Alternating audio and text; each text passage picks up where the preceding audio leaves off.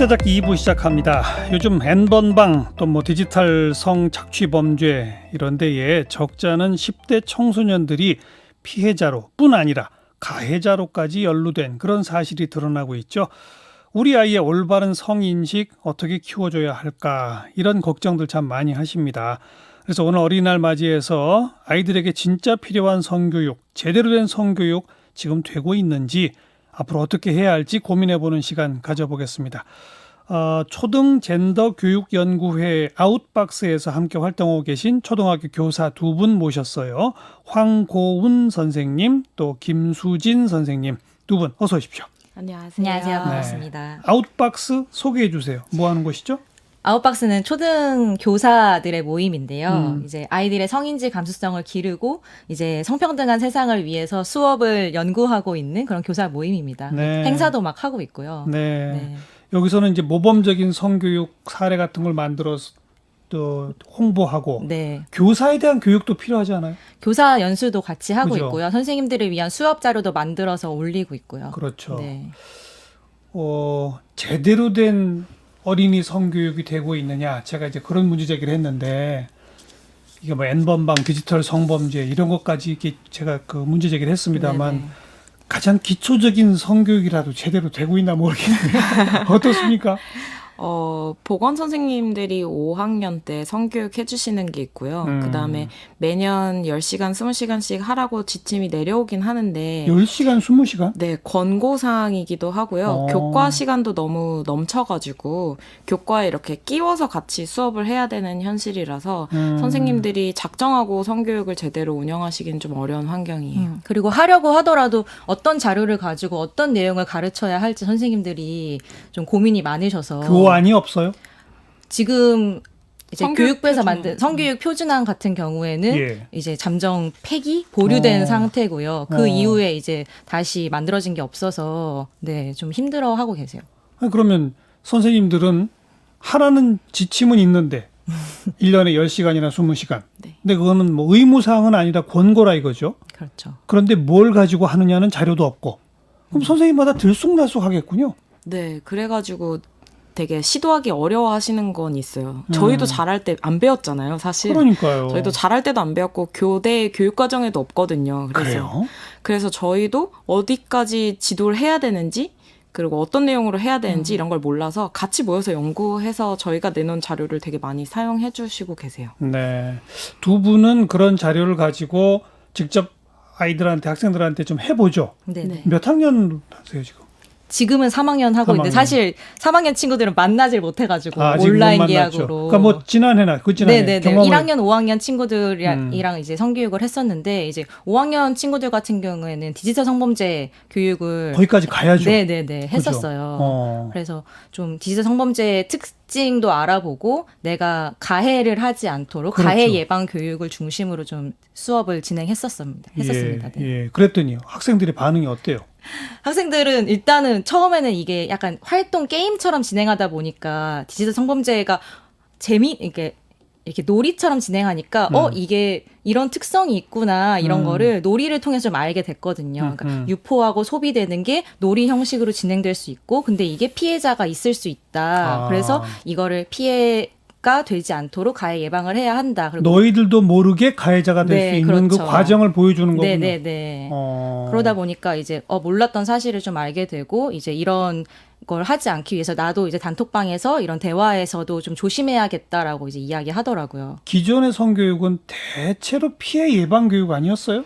맞아요. 뭐 지금도 1학년, 2학년 아이들한테 성교육 내용 물어보면 안 돼요, 싫어요, 하지 마세요. 뭐 이거 노래로 하는 그런 수준이거든요. 근데 예. 사실은 저학년 학생들이 어른의 어떤 성 착취를 피할 수 있는 방법이라는 게 사실은 거의 없고 그냥 우리가 저지를 수 있는 일 그리고 어른들이 어떤 일들을 저지르는지 이런 이야기를 더 직접적으로 해야 되는 시점 아닌가 생각을 그러게요. 합니다.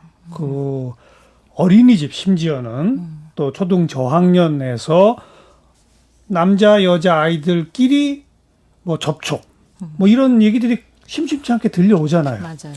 이런 거에 대한 뭔가 사전 지식도 줘야 되는 거 아닙니까? 어떻게 해야 돼요, 정말?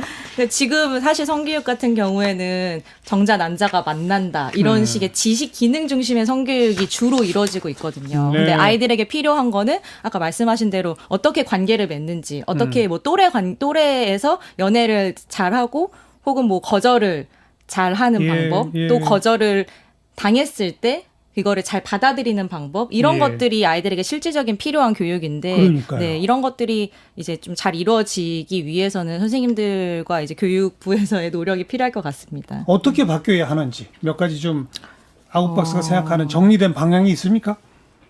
네, 저희는 우선은 성교육 범위에 대해서 지금 이미 그러니까 학생들도 그렇고 선생님들도 그렇고 성교육 하면은 뭐 사춘기, 신체가 어떻게 변하고 그다음에 아기는 어떻게 생기고 뭐 이런 내용들이 주라고 머릿속에 떠올라 있잖아요. 그냥 보건교사님이 하시는 그것만 있는 거죠. 그렇죠. 근데 이제는 뭐 생리학적 교육.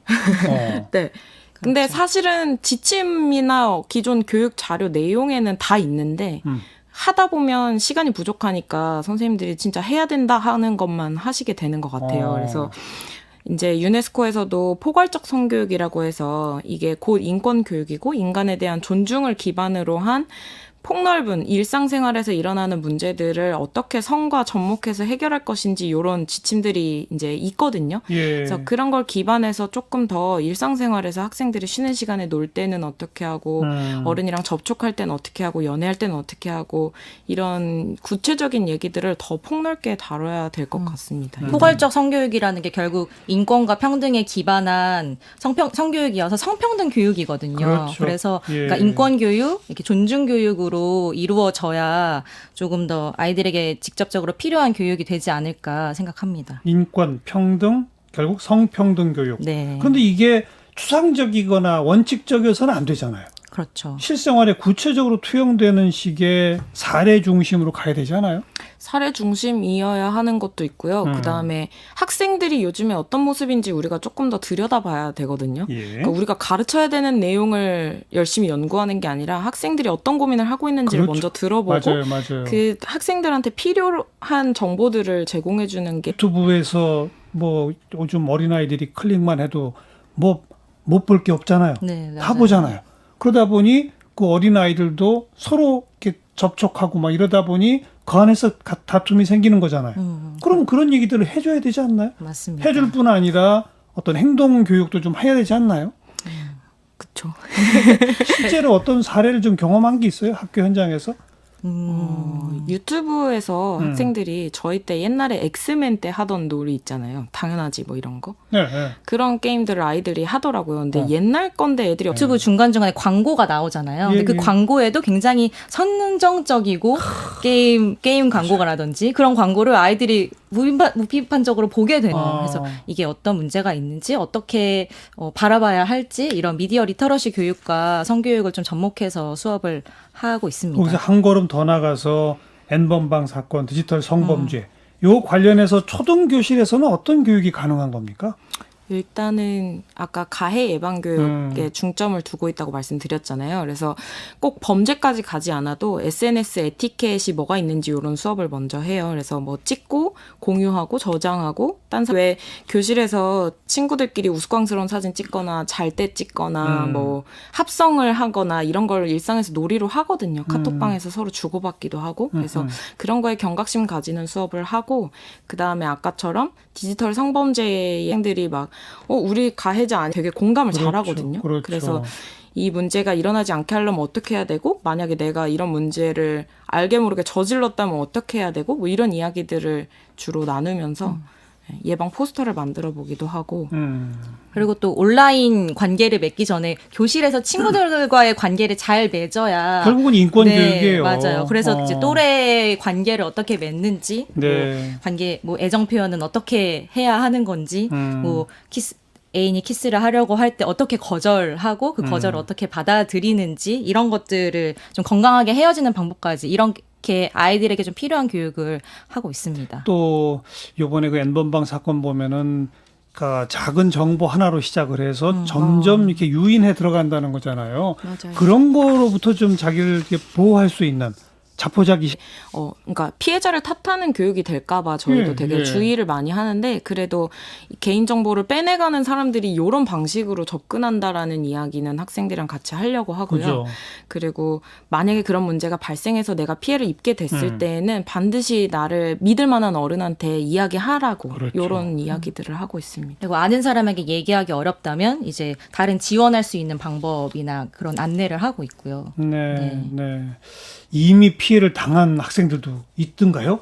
모르죠, N번방처럼 사실은. 심각한 게 드러난 사건은 아니더라도 유튜브나 뭐 게임 방송 같은 거 보면 그냥 카톡 아이디 같은 거 알려주고서 여기로 오면 뭐 손이나 발 찍어주면 얼마 줄게 이런 식으로 유인하거든요. 벌써 그런 식으로? 그렇죠. 근데 이런 부분에 있어서는 학생들이 이전에 이게 문제야라고 생각하기 전에 이제 손이나 발은 아무것도 아닌 것 같으니까. 예. 그러니까 학생들이 만약에 피해를 입게 되더라도 이제 말하기 어려워지는 상황까지. 관련된 기사나 보도도 다들 볼 거 아닙니까? 맞아요.